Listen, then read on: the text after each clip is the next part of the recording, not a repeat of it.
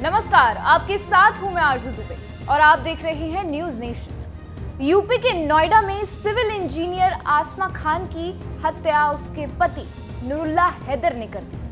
हत्या के पीछे की वजह चौंकाने वाली है। दरअसल हत्याकांड की जो कहानी सामने आई है उसने हर किसी को हैरान कर दिया है। नुरुल्ला हैदर पत्नी के फोन पर आने वाले कॉल से परेशान था।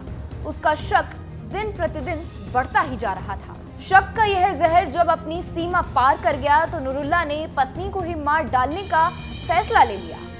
पिछले कुछ दिनों से दोनों के बीच में फोन कॉल्स को लेकर खूब झगड़ा भी हो रहा था। परिजन भी आए थे, दोनों को बिठाकर बातचीत भी की थी। तब नुरुल्ला के शक पर पत्नी ने कहा था कि ऑफिस से आने वाली फोन कॉल्स पर इनका शक बढ़ता ही जा रहा है। आसमा खान एक मल्टीनेशनल कंपनी में प्रोजेक्ट मैनेजर के पद पर काम कर रही थी। वही पत्नी नुरुल्ला पिछले 10 साल से बेरोजगार चल रहा था। आसमा और नुरुल्ला के झगड़े दिन प्रतिदिन बढ़ते जा रहे थे। बेटे की ओर से थाना फेज 1 में दर्ज करवाई गई एफआईआर में इसका जिक्र किया गया था।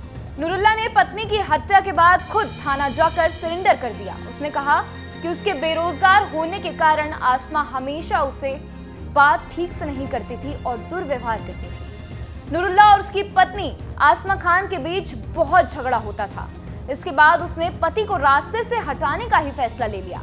पुलिस को जब नुरुल्ला ने कहा कि रोज रोज की कलह से पत्नी को मारने का फैसला किया, मुझे उसके फोन पर अनजान नंबर से आने वाले कॉल्स पसंद नहीं थे, मैंने कई बार मना किया, वह नहीं मानी, इसलिए आसमा को मार डाला।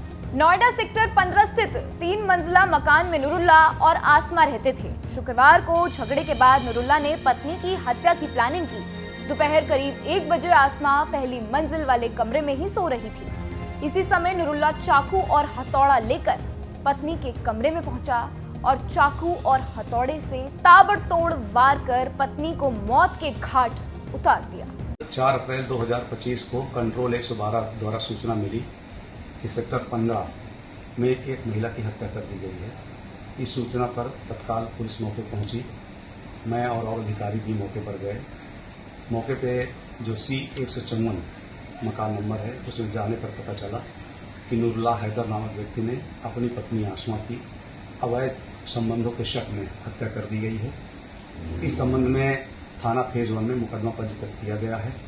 अभियुक्त को हिरासत में लिया गया है। 100 का पंचायतनामा भरकर आवश्यक विधिक कार्रवाई की जा रही है। किसी तरह की कोई कानून व्यवस्था संबंधी समस्या नहीं है, विधिक कार्रवाई की जा रही है। आसमा हत्याकांड की पोस्टमार्टम रिपोर्ट ने भी नुरुल्ला की बर्बरता का खुलासा किया है। पोस्टमार्टम रिपोर्ट के अनुसार नुरुल्ला ने आसमा पर पहले हथौड़े से हमला किया। इस वार से आसमा कोमा में चली गई। इसके बाद उसने कई बार हथौड़े से वार किया। नुरुल्ला ने इसके बाद तसल्ली से बार बार आसमा पर चाकू से वार किया। वह हर हाल में आसमा को मार डालना चाहता था। आसमा की बेरहमी से हत्या करने के बाद नुरुल्ला ने थाना सेक्टर 20 पहुंचकर सरेंडर कर दिया। उसने पत्नी की हत्या की बात कबूल की। पत्नी के फोन कॉल से परेशान होने की बात कही। पुलिस ने हत्या में प्रयुक्त हथियार बरामद कर लिया है। वही आसमा का अंतिम संस्कार भी कर दिया गया है। हालांकि इस पूरे मामले में आसमा के पोस्टमार्टम रिपोर्ट ने पति के मन में काम करने वाली पत्नी के फोन कॉल्स को लेकर बड़े गुस्से को सामने लाया है। अब इस मामले पर चर्चा तेज हो गई है। न्यूज नेशन अब व्हाट्सएप पर खबरों के ताजा अपडेट के लिए न्यूज नेशन के इस QR कोड को स्कैन करें।